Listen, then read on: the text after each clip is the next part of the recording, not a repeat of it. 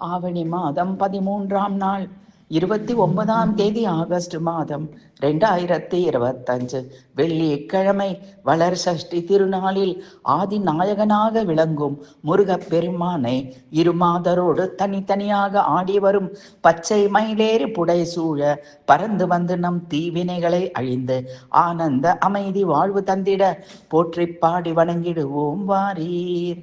அலைபாயும் மனதில் உன் பதமே அடைக்கலம் வருவாய் முருகா என தியானித்து அனுதினமும் வழிபடும் இமையோர்கள் முனிவோர்கள் அடியார்கள் வேண்டுதலை நிறைவேற்ற அனுசரணையாக அழகிய பச்சை மயில் மீறி ஏதி வந்து முன்னின்று காட்சி தரும் முருகனே போற்றி.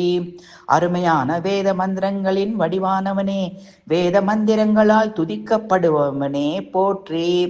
அன்றொரு நாள் தேவேந்திரன் வேண்டிட அவர் மகள் தெய்வ யானையை மணந்த மணாளா போற்றி.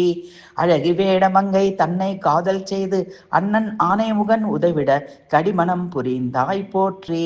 அடிமனதில் மனக்கவலை ஏது இன்றி உனக்கடிமையே புரந்து வினைக்குரிய பாதங்கள் செய்யாமல் அறவே அகற்றி உலகையோடு உனையே நினைந்து களிப்புடனே கடமைகளை செய்து அன்போடு உனையே வணங்க வேண்டிய அருளை தர நீ வர வேண்டும் மருட்டி வரு சூரரை வென்ற கதிர்வேலா. திண்ணியம் திருக்கோயிலில் முருகப்பெருமான் வள்ளி தேவசேனா மூவரும் தனித்தனியே மயில் வாகனத்தில் தனி சிறப்பாக குரு அம்சத்துடன் தெற்கு திசை நோக்கி எழுந்தருளி குருவாக காட்சி தந்தாய் போற்றி.